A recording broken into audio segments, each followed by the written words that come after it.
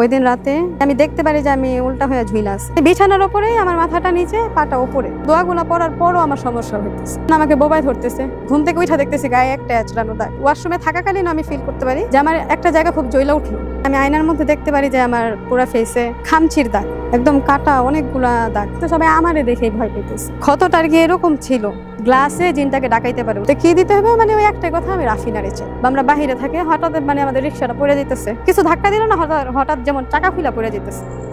ছোটবেলা থেকেই আমার সাথে অনেক ধরনের সমস্যা হইতেছিল, মানে তখন আমরা বুঝতে পারিনি যে এগুলা অস্বাভাবিক কিছু হইতেছে। 2011 সালে মানে একদিন সন্ধ্যাবেলা আমাকে একদম একতলার ছাদ থেকে ফালায় দেয়। তখন প্রচুর ব্যথা পাই মানে এমনি কোনো আঘাতের চিহ্ন ছিল না, যে দুই হাতে মানে হাতের 3 আঙ্গুল করে ছাপ ছিল এই দুই পাশে। তো তারপর ওইটাও আমরা সিরিয়াস নেই যে হ্যাঁ সন্ধ্যাবেলা এগুলো হয়। তারপর 2016 সালে একদিন পূজার রাতে আব্বু ডিউটি থেকে আসে, তখন 3টা বাজে রাত। তো দেখা গেছে আমি গেট খুলতে যাই, তারপর ওয়াশরুমে যাই, তারপর শুইতে যাই। তো ওয়াশরুমটা ঘর থেকে একটু দূরে ছিল। আমি যখন রাতে ওয়াশরুমে যাই তখন যে আমার মানে আচমকাই আমার গায়ে একটা মানে আমার ফেসে একটা বাতাস লাগে। তখন আমি নিজেই কেন জানি হাসছি, আমার এখনো মনে পড়ে যে আমি নিজেই হাসছি কেন জানি। তারপর আমি ঘরে আসি, ঘুমায় যাই। আমি ঘুমের মধ্যেই ছিলাম। তো ওই দিন রাতে আমি যখন ঘরে শুইতে আসি, আমি যখন ঘুমায় যাই তখন 5-10 মিনিটের মধ্যে আমি ফিল করতে পারি, মানে আমি দেখতে পারি যে আমি উল্টা হয়ে ঝুইলা আছি। মানে আমার এক পা ধরে ভেন্টিলেটরের ওইখান থেকে আমাকে ধরে রাখছে বিছানার উপরেই, আমার মাথাটা নিচে পাটা উপরে। কিন্তু আমি তখন ঝুইলা ছিলাম, এমন না যে বিছানায় মাথাটা লাইগা ছিল। তখন যেমন আমি আব্বু আম্মুকে ডাকি, ওনারা শুনে না। মানে তখন এরকম হয়ে গেছিল যে মানে আমার ডাক কেউ শুনতে পাইতেছে না, নাহলে আমি এমনি ডাকলে কিন্তু শুনতে পাই যে যতই ঘুমে থাকুক। তো আব্বু আম্মুকে ডাকি, শুনে না। আমি দোয়া টোয়া পড়ি। তো দোয়া পড়ার এক পর্যায়ে আমি আর কি পড়ে যাই, মানে ঝুলন্ত অবস্থা থেকে পড়ে যাই। হ্যাঁ, বিছানার উপর পড়ে যাই। তখন যেমন মানে আমি নিজেই বুঝতেছি যে হ্যাঁ আমি পড়ে গেছি, আমি ঝুইলা ছিলাম, এটা আমি নিজের চোখেও দেখছি। পড়ে গেছি এটাও আমি বুঝতে পারছি। আমি যখন পড়ে যাই তখন আব্বু আম্মুর রুমে আসি, তো ওনাদের বলি যে আমি এরকম ঝুলা ছিলাম, তোমাদের ডাকতেছি, তোমরা শুনো না। তো ওনারাও ঘুমের মধ্যে বলতেছে যে তুমি স্বপ্ন টপ্ন দেখছো, মানে এটা সিরিয়াস নিও না। আমি ওনাদের সাথেই ঘুমায় যাই। আমাকে ঘুমের মধ্যে রেখে আব্বু অফিসে যায়, আম্মু বড় বোনের বাসায় যায়, তখনও আমি একাই বাসায়। আমি যখন ঘুম থেকে উঠে ফ্রেশ হইতে যাই তখন মানে আমি আয়নার মধ্যে দেখতে পারি যে আমার পুরো ফেসে মানে খামচির দাগ, একদম কাটা অনেকগুলা দাগ। এটা আমিও করি নাই বা কেউ করতেও দেখি নাই, বা আমি আলাপও পাইনি, মানে আমি বুঝতেই পারিনি এটা কিভাবে হইলো। তারপর আমি আম্মুরে ফোন দিই যে আমার গায়ে তো এরকম দাগ। আম্মু ভাবছে দূর এগুলা, মানে এমনি বলতেছে যে এটা কখনো হয়নি। আব্বুকে আর তখন কিছু জানাই নাই। আম্মু বলে যে ঠিক আছে তুমি বাসায় থাকো, আমি আইসা দেখবো। তারপর আমি বের হই বাসা থেকে, যে ফ্রেন্ডের সাথে বের হই, তখন ওরাও আর কি খেয়াল করে যে তোমার এই অবস্থা কেন। হ্যাঁ মানে সবাই তোমার এই অবস্থা কেন। তখন যেমন মানে আমারও ইয়া লাগলো যে আসলে এরকম কেন। মানে ওদের আমি এটাও বলতেছিলাম যেটা কিভাবে হয়েছে আমি জানি না। ঘুম থেকে উঠা দেখি এরকম। তারপর আবার বাসায় যখন আসি তো আমার চাচিরা সবাই দেখা, ওনারাও একদম ভয় পেয়ে যায় যে রাফিনা তোমার কি অবস্থা, মানে এরকম কিভাবে হইলো। তো ওনাদের কাছেও তো এগুলোর ব্যাখ্যা আমি করতে পারতেছি না। আম্মুকে আবার ফোন দেই, আম্মু বললো যে আমি আসতেছি। তো উনিও যখন বাসায় মানে সবাই একসাথে এত ভয় পাইতেছে, মানে মনে হইতেছে সবাই আমারে দেখেই ভয় পাইতেছে যে ক্ষতটা আর কি এরকম ছিল। এলাকার সবাই জানতে পারছে যে রাফিনার সাথে এরকম কিছু হয়েছে। পুরো ফুল বডিতে ছিল, একদম মানে সুইয়ের মতো যে চিকনটা, মানে দিলেও কিন্তু সেটা একটু ভারী হয়েই আসে, কিন্তু এটা একদম চিকন ছিল, একদম মানে লাগে সুইগুলা এইভাবে মানে সুই দিয়ে খোঁচাইলে যেরকম হয় ঠিক সেরকমই ছিল। হ্যাঁ, এলাকা সবাই জানা গেছে যে মানে এই বাসায় এই মেয়ের সাথে এরকম হয়েছে। তো তখন অনেকেই আমাকে দেখতে এসে তারাও ভয় পায়। নিজের চোখে কখন এরকম কিছু দেখিনি, সবার মুখ থেকে শুনছি যে এরকম হয়, জিন টিন আসে, আঘাত করে, কিন্তু এরকম আমরা কখনো দেখতে পাইনি। তখন সবাই বলতেছে একটা ভালো হুজুর দেখাও। মানে তখন ডাক্তারের কথাটা আমাদের মাথায় আসে নাই যে এরকম তো হয় না, কখনো কোনো রোগ টোগ হইলেও কিন্তু এরকম হয় না। তখন একজন একটা হুজুরের ঠিকানা দিল যে এই হুজুরের কাছে যা। তো হুজুরের কাছে যাওয়ার পর হুজুর বলতেছে যে হ্যাঁ এটা জিনে করছে। মানে ওনাকে যখন বলি যে হুজুর আমার সাথে এটা হয়েছে, আমি জুইলা ছিলাম, তারপর পড়ে গেছি, তারপর সকালে উঠে দেখলাম আমার গায়ে এরকম এঁচড়ের দাগ। তো হুজুরও বলতেছে যে হ্যাঁ এটা জিনে করছে। মানে এরকম না যে উনি নাম টাম দিয়ে কিভাবে জানি কাইটা দেখে না অঙ্ক দিয়ে, তো এরকমটা উনি দেখে নেই, ও বলতেছে জিনে করছে। তারপর আমাকে গোসল দেয় 6 দিন, আমি গোসলটা করি, কিন্তু তখনও না মানে এটার কোনো সমাধান আসে নাই। ওই 6 দিন আমি ভালো ছিলাম, যে 6 দিন আমি গোসল করছি সে একটা মানে একটা কাগজে লেখা দিছে, তো এটা ভিজায় যেমন আমার গোসল করতে হইতো, গোসলের আগে সেটা কিছুক্ষণ ভিজায় রাখতে হইতো। দাগগুলো আস্তে আস্তে চলে গেছে, যেমন আমাদের কাইটা গেলে কিন্তু এটা শুকাইলেও দাগটা রয়ে যায়, এই দাগগুলা থাকে না, মানে একবারে মিশে গেছে, যে না কিছু হয় নাই, সব নর্মালি ছিল। ওই 6 দিন ভালো ছিলাম। তারপর দেখা গেছে যে পূজা আসলেই আমার সাথে এরকম সমস্যা হয়, যে মানে আমার গায়ে আঁচড়ানো দাগ বা আমাকে অনেক বেশি বোবায় ধরতেছে। 16 সালের পূজা থেকেই তো এটা শুরু হইলো। তারপর দেখা গেছে মানে এটাই হইতেছে আমার সাথে। 17 সালেও সেম ভাবে আমার গায়ে কাটা দাগ, 18-তে 19-এও মানে এরকম দাগটা হইতেছে। রাতে ঘুমাই একদম ঠিক, কোনো সমস্যা নাই, বা ঘুমের মধ্যেও সমস্যা হইতেছে না। সকালে ঘুম থেকে উঠলেই দেখি যে গায়ে আঁচড়ানো দাগ, মানে পুরো গায়ে একদম চেহারা টেহারা সব আঁচড়ানো দাগ। মানে এটার কোনো ব্যাখ্যা আমরা দিতে পারি নাই। মানে শুধু পূজার সময়টাতেই, মানে আগে পরেও না। কয়দিন, 1 সপ্তাহ, মানে দাগটা যে খামচির দাগটা 1 সপ্তাহের মতো থাকে, 8-10 দিন থাকে, তারপর একদম মিশা যায়। 2016 সাল থেকে আমার বোবাই ধরা রোগটা অনেক বেশি হয়। বোবাই ধরলে যেমন আমার দম বন্ধ হয়ে আসতো, আমি দেখতে পাইতাম যে আমার মানে 2 পাশে 2 জন কালো ছায়া, মাথার উপর একজন, বুকের উপর একজন বসে আছে। মানে একদম আমি চোখ খুলে দেখতাম, এরকম আমার মনে হয়।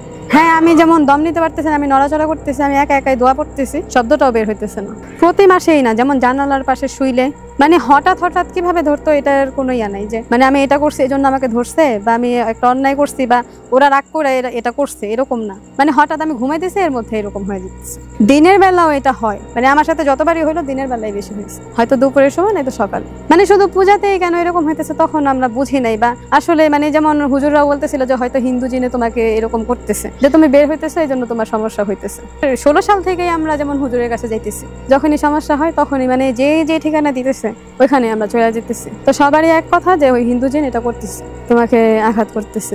কয়েকবার তাবিজও নিছি, কিন্তু তাবিজটাও কোথাও পড়ে যায় এটা আমি দেখি না, বা মানে বাহিরে পড়ে যাইতেছে নাকি, মানে ঘরে পড়লে তো পাইতাম, সেটা আমরা আর পাই নাই। এরকম 2-3 বার তাবিজও নিচ্ছি, কিন্তু এটার কোনো সমাধান পাই নাই। হ্যাঁ, তাবিজও থাকে না, হাতে দিলেও থাকে না, গলায় দিলেও থাকে, তাবিজটাই হারায় যায়, মানে একদম গলা থেকে কাইতন সহ পড়ে যায়। কিন্তু ঘরে পড়লে এটা আমরা পাইতাম, কিন্তু কই পড়ে এটা আমরা জানি না। একবার পাইছিলাম, পাওয়ার পর যেমন এটা আমরা এক জায়গায় রাখি, তখন যেমন ওইখান থেকেও আমরা এটা আর পাইনি।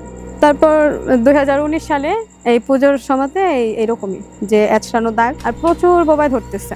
মানে আমার সাথে যে থাকতেছে, মানে আমার সাথে যেই সুখ না কেন, ওনারা দেখতেছে না, কিন্তু এরকম হইতেছে আমার সাথে। তারপর যেমন আমার ফুফাতো বোনের জামাই, উনি ওইরকম জিনটিনের চিকিৎসা করে, তো উনি বলতেছে যে তোমার এত সমস্যা হইতেছে, হুজুররা এগুলো বলে, তো তুমি মানে আমাকে কেন বলো না? তো তখন যেমন আমরা বললাম যে হ্যাঁ ভাইয়া এরকম সমস্যা হইতেছে, আপনি কি করবেন, আপনি কি কিছু করতে পারবেন? তখন বললো যে ঠিক আছে, তাহলে আমি তোমাকে নিয়ে বসবো। তো এর মাঝে একদিন আমি মুন্সিগঞ্জে যাই, তখন যেমন ওইখান থেকেই মনে হইতেছে আমার কেউ আমার পিছু নিতেছে।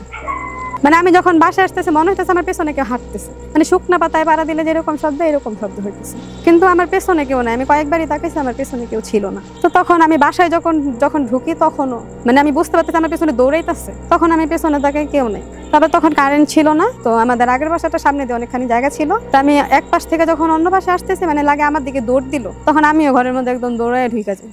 এইটাও ভাইয়ারে বলি যে ভাইয়া আমার সাথে কালকে এরকম হয়েছে, যেটা কেন হইতেছে, কোনো হুজুরের কিছু বলতেছে না, বলতেছে হিন্দু জিন। তো হুজুররা তো এই চিকিৎসাগুলো করে, আমারটা কেন করতেছে না, বা আমারটা কেন পারতেছে না? তখন বললো যে এটা যদি অনেক শক্তিশালী হয় তাই তো তখন হয়, যেটা বন্দি করা যায়। তো ভাইয়া বললো যে আমি তোমাকে নিয়ে বসবো, তা আমরা বললাম যে ঠিক আছে।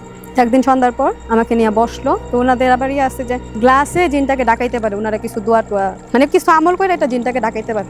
তখন আমাকে নিয়ে যখন বসলো, তখন ভাইয়া গ্লাসও নিল, বলতেছে তোমরা কেউ কথা বলবা, কেউ দোয়াও পড়বা না। আমরা মনে মনে দোয়া পড়তেছিলাম, কিন্তু এটাও নাকি জিনেরা বুঝতে পারে যে মনে মনেও দোয়া পড়তেছে। এটা যখন ভাইয়া মানে গ্লাসটাতে চাপ দিয়ে এটাকে মানে আনতে চাইতেছে, তখন যেমন ভাইয়ার অনেক কষ্ট হইতেছে, চোখ দিয়ে পানি পড়তেছে, মানে উনিও দম নিতে পারতেছে, আমরা বসে বসে দেখতেছি। তো এটার জন্য আমরা আরো বেশি বেশি দোয়া পড়তেছি, যেরকম হইতেছে মনে হয় কোনো সমস্যা হইবে, তাই মানে আমরা দোয়া পড়ার কারণে ওনাকে এরকম কষ্ট দিতেছে। তখন গ্লাসে আসলো, যেই জিনটা সমস্যা করতেছে ওই জিনটা আসবে না, অন্য একটা জিনকে পাঠাইতো। তখন ভাইয়া জিজ্ঞেস করলো, যে সালাম দিল, যে বললো আমার এই রুগীটার এই সমস্যা, আপনি কি কিছু করতেছেন? পরে বলতেছে না আমি করতেছি না, ও করতেছে। তো ওরা যেমন ওদের নামে ডাকতেছে যে অমুক নামের ওই জিনটা করতেছে, নামও বলছে, কিন্তু আমি মনে করতে পারতেছি না যে এটা মুসলিম গোষ্ঠী, মানে একটা গোষ্ঠী থাকে যে ওদের, এটার অনেক শক্তিশালী একটা বাবা মার একটাই সন্তান, মানে ওই জিনটা, আর এটা একদম মানে অনেক ভালো। তো তখন বললো যে তাহলে আমার রুগীকে কেন কষ্ট দিতেছে? তখন বললো যে আপনার রুগী ওর অবাধ্য হয়। তখন বললো যে আমার রুগীর সাথে কি ও কথা বলে? বলতেছে না। তা আমাকে তো তখন আর কিছু জিজ্ঞেস করতে পারেনি। তো তখন আমার ভাইয়ার ওয়াইফ ছিল সাথে, তখন বলতেছে যে তোর সাথে কি কখনো কথা বলছে? আমি বলি যে না, এরকম তো কখন হয়নি, মানে আমি সরাসরি কখনো এটা আন্দাজ করতে পারি যে আমার সামনে আসতেছে, আমার সাথে কথা বলতেছে, আমাকে কিছু জিজ্ঞেস করতেছে। হ্যাঁ, এরকম কখনো হয়। তবে একদিন এর মাঝে একদিন নামাজের মধ্যে মানে আমি অনেক বেশি এটা নিয়ে কেন জানি চিন্তা করতেছিল। নামাজের পরে আমি তখনও যাই নামাজে, তখন মনে হলো খাটের নিচ থেকে কেউ শীষ বাজাইতেছে, মানে আমি বারবার খাটের নিচে তাকাইতেছি কিন্তু কিছু নাই, কিন্তু শীষের শব্দটা খাটের নিচ থেকে আসতেছে না, নামাজে না। তখন আমার নামাজ শেষ, কিন্তু আমি যাই নামাজি, মানে অনেক বেশি চিন্তা করতেছি। তো তখন আমার সামনে একটা পানির বোতল ছিল, বোতলটা না মানে মনেই হয় কেউ একদম ছুঁড়া ফালাই দিচ্ছে, মানে কেউ হয়তো নিয়ে এটাই ভাবে ফালাই দিচ্ছে। তো তখন যেমন আমি তাড়াতাড়ি উঠা যাই, উঠে অন্য ঘরে আইসা আম্মুরে বলি যে আম্মু এরকম হয়েছে। তখন ও মানে আম্মু মানে এগুলা ওনারা জানি কেন বলতেছে বারবার, যেটা তোমার স্বপ্নে হইতেছে বা ধরো তুমি আজাইরা কথা বলতেছো। আমি তখনও জানি না ওনারা আসলে মানে কি বলতে চাইছে, তখন আমি বুঝিনি। যে আমার মনে হইতেছিল এটা আমার সাথে হয়, এটা আমি বুঝি, এটা হয়তো আমি কাউরে বুঝাইতে পারবো না, কেউ বিশ্বাসও করে না। এখনকার সময় তো কেউ বিশ্বাস করেই না যে এরকম কিছু আছে। তো যে ভাইয়া যখন বসলো, তখন ভাইয়া তো জিজ্ঞেস করলোই যে কেন আমার রোগীকে কষ্ট দিতেছো। তারপর বললো এই রোগীটাকে আমি পছন্দ করি, মানে ওই জিনটা অন্য জিনকে দিয়ে বলাইতেছে যে তোমার এই রোগীকে এই জিনটা অনেক পছন্দ করে। তো কিভাবে পাইলো, তো বলতেছে যে ওর বাবা মার সাথে যখন ডাক করে বের হয়ে যেতেছে, তখন এই রোগীটা ওর পায়ের নিচে পড়ছে, যখন উপর দিয়ে যেতেছে তখন ও পায়ের নিচে পড়ছে, তখনই ওরে পছন্দ করে ফেলে। তাই এটা আমি জানি না কিভাবে পড়ছে বা আমি কখনো দেখিও না যে পায়ের নিচে কিভাবে পড়ে। হ্যাঁ, কিন্তু আমার সামনে কখনো এটা হয় নাই, মানে আমি সরাসরি কখনো দেখিই নি যে লম্বা কিছু আমার কাছে আসছে বা আমার পেছনে বা আমার সামনে বা আমার উপরেও কিছু দেখিনি। তখন যেমন মানে ওনার একটাই প্রশ্ন যে পছন্দ করে তাইলে কেন কষ্ট দাও। তখন যে মানে ওনারা বলতেছে অবাধ্য হয়। তো কি অবাধ্য, ও কেউ সাথে মিশতে পারবো না, কোনো ছেলের সাথে মিশতে পারবো না। তো ছেলেটাকে যেমন আমার হাজবেন্ডের কথা বললো যে ওর জামাই ওর সাথে মিশতে পারবো, মানে এটা হয় যে আমি যখন ও আমার পাশে থাকে বা আমরা বাহিরে থাকে, হঠাৎ মানে আমাদের রিক্সাটা পড়ে যেতেছে, কিছু ধাক্কা দিল না, হঠাৎ যেমন টাকা খুলা পড়ে যেতেছে। তারপর মানে অন্য কোনো ছেলে নাই, জামাইটাই যেমন অসহ্য ওর কাছে। তো তা বললো তো কি করবে এখন, বললো যে ও ওর সাথে থাকতে পারবে না। উনি এরকম দুইবার আমার বাবার বাসা থেকে যখন ওনার বাসায় যায়, তখন দুইবার উনি নাকি শুনতে পায় যে ওনাকে কেউ বলতেছে যে রাতে বের হবা না, মানে আমার জামাই শুনতে পাইতেছে যে তুমি রাতে বের হবা না। দুইবার এরকম নাকি স্পষ্ট শুনছে, কিন্তু ওনার আগে পিছতে কেউ ছিল না। তো আরেকদিনও এরকম উনি রাতে বাহিরে ছিল 2টা-3টার দিকে, তো একটা বাচ্চা মেয়ে নাকি ওনার সামনে এসে বলে তুমি বাসায় চলে যাও। তো তখন আমরা মানে আমি বিশ্বাস করি যে ধরো এরকম কি হয় যে তোমার সামনে এসে বলতেছে তুমি বাসায় চলে যাও, পরে বলতেছে যে না এটা হয়েছে। তারপর যখন বললো যে তুমি তাহলে ওরে ছাইড়া দাও, তুমি যেহেতু জানতেছো ওর বিয়ে হয়েছে, ওর জামের সাথে থাকতেছে, তুমি ওরে ছাইড়া দাও। বলতেছে যে না ওরা আমি ছাইড়া কখনো যাবো না, যাবো আমার ইচ্ছাতে, কিন্তু কেউ এটা করতে পারবে না। বলতেছে তাহলে তোমার এখন আমরা মাইরা ফেলবো। তো হুজুর এটা মাইরা ফেলতে পারে দোয়ার মাধ্যমে। বলতেছে যে না তুমি এটা পারবা না, তুমি যদি এটা করতে যাও আমি রুগীর অনেক কষ্ট দিব, মানে এটা নাকি জিনটা বারবার বলতেছে রুগীর অনেক কষ্ট দিব। তো তখন যেমন আমার ভাইয়াও যেমন ইয়া করতে পারে যে না রুগীরা কষ্ট দিলে তো হইবে না, তখন যেমন আমার গায়ে অনেক প্রবেশ করতে চায়, আমার উপর ভর করতে চায়, কিন্তু আমার ভাইয়া এটা দেয়নি। তো ওরা যদি একবার ভর করে তাহলে এটা বারবার করতে পারবে ভর, মানে এটা তখন ওদের কাছে কোনো বাধা হয়ে থাকবে না। তো তারপর যেমন এই যে কথা চালায় যায় যে কেন কষ্ট দিতেছো, কেন পূজা আসলে এই সমস্যাটা হইতেছে, কেন ওর জামাইয়ের সাথে থাকলে সমস্যা হইতেছে, এটা তো আর খারাপ সম্পর্ক না। তো তখন মানে একটাই কথা, আমি কেউ ওর সাথে ওরা সহ্য করতে পারবো না। তো তখন যেমন ভাইয়া এটারে মানে সাইরা দেয় যে ঠিক আছে তুমি কি চাও আমরা ওইটা করবো, তোমার কিছু দিতে হইবে। বললো না, তো কি দিতে হবে, মানে ওই একটাই কথা আমি রাফিনারে চাই। তো তখনও না মানে আমি খুব ভয় পাই যখন বলতেছে যে তোমার কি দিতে হইব। তো ভাইয়া বলতেছে যে রাফিনাকে কেন চাও, এইটার মানে অ্যান্সারটা আমরা তখনও পাইতেছি না যে কেন এরকম করতেছে। যদি এটা ক্লিয়ার করে দিত তাহলে যেমন একটা চিকিৎসার মধ্যে আমরা চলে যেতাম। মানে তখন ওরা বারবার বলতেছে, ওই জিনটা বারবার বলতেছে যে আমি কখনো যাব না, আর যদি যাইতে হয় আমি নিজে ইচ্ছাতে যাবো। তো তখন যেমন ভাইয়া এটা দোয়ার মাধ্যমে আবার এটারে মানে চলে যেতে বলে, চলে যায়। তখন ভাইয়া বলতেছে যে তোমার দোষে তোমাকে আঘাত করে, কি দোষ, তোমার সাথে ও কাউরে সহ্য করতে পারে না, তুমি এটা এড়ায় যাও, মানে তুমি তোমার জামের থেকে কিছুদিন দূরে থাকো, দেখো এই সমস্যাটা হয় নাকি। আমাকে বললো তুমি 3 কুল পড়বা, আয়াতুল কুরসি পড়বা, বুকে ফু দিবা, আর কোনো সমস্যা হইব না। আমি সেটাই করি, কিন্তু এই দোয়াগুলা পড়ার পরও আমার সমস্যা হইতেছে। যেমন আমাকে বোবাই ধরতেছে, বা ঘুমের মধ্যে ঘুম থেকে উঠা দেখতেছি গায়ে একটা আঁচড়ানো দাগ, বা হঠাৎ করে ওয়াশরুম থেকে মানে ওয়াশরুমে থাকাকালীন আমি ফিল করতে পারি যে আমার একটা জায়গা খুব জ্বলা উঠলো। তখন যদি আমি সেটা দেখি যে 2টা বা 3টা এরকম করে খামচির দাগ। তো ভাইয়াকে যেমন আবার জানে, তুমি আমাকে একটা তাবিজ দেয়, তো জাফরান কালি বলে, ওইটা দিয়ে একটা তাবিজ দেয়। তারপর ওই তাবিজটা কিছুদিন পরার পর আমার কোনো সমস্যা হয় না। তাবিজটাও কই জানি পড়ে গেছে, মানে তাবিজটা আমরা আর পাইনি যে কই পড়লো। তখন আমাদের 2টা রুম ছিল, পড়লে তো এই 2টা রুমের মধ্যেই পড়বে, তা কোথাও নাই। তারপরও যেমন এই যে 21 সাল 22 সাল 23 সাল মানে এখনো সমস্যা হইতেছে, যে আমাকে বোবায় ধরতেছে, ব্যাচটানো দাগ পাইতেছি, কোন একটা বাধা আসতেছে। তো যেমন আমাদের পারিবারিক কিছু ঝামেলা, আমি যেমন বলতেছি যে হয়তো এই জিনটা করতেছে, যেহেতু ও বলছে যে ও আমার জামাইয়ের সাথে আমাকে সহ্য করে না, তো দেখা গেছে এই জিনটাই করতেছে, না আর কে করবে। সামনাসামনি কেউ করলে সেটা আমরা দেখতে পাই বা শুনতে পাই যে ও করতেছে, মানে এটার কোনো উত্তর নাই যে কে করতেছে বা কেন এরকম হইতেছে। মানে এখনো যেমন নামাজের মধ্যেও আমি যেমন আমার মনে হইতেছে আমার পাশে কেউ, বা যেমন আমার বাসায়, আমার শ্বশুর বাসায় ওয়াশরুমটা আমার ঘরের মধ্যেই, যে ভিতর থেকে কেউ কড়া নাড়তেছে, মানে যে ছিটকানিটা ওইটা কেউ নাড়তেছে। তো তখন যেমন মানে আমি বুঝতে পারি যে জিনটাই কিছু করতেছে, তখন যেমন আমি ভয় পাই না। মানে এখন এটা সয়ে গেছে কেন, মানে কেন জানি আমি আগে যেমন হঠাৎ ভয় পেয়ে যেতাম, এরকম কিছু হইলে এখন আমি ভয় পাই না। হ্যাঁ মানে এইটাই আমার মনে হয় যে এই জিনটাই কিছু করতেছে, যেহেতু সহ্য করতে পারতেছে না, এই জিনটাই সবকিছু করতেছে।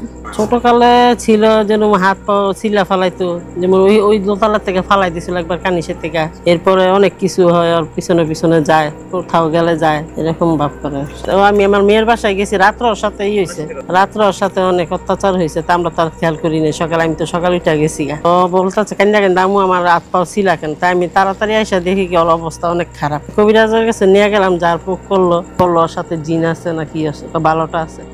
ও আমার শরীরে ঘুরে বেড়ায়। রহস্যময় এমন অনেক ঘটনা পৃথিবীতে ঘটে, যার ব্যাখ্যা বিজ্ঞান দিতে পারে না। তোমরা কারা যাচ্ছ? আমাদের উঠাও। অবিশ্বাস্য এমন গল্প শুনতে চায় চলতি গল্প বলতে আমাদের সাথে যোগাযোগ করুন। একবার, দুবার, তিনবার। ফোন 0961102759 অথবা ফেসবুকে ইনবক্স করুন।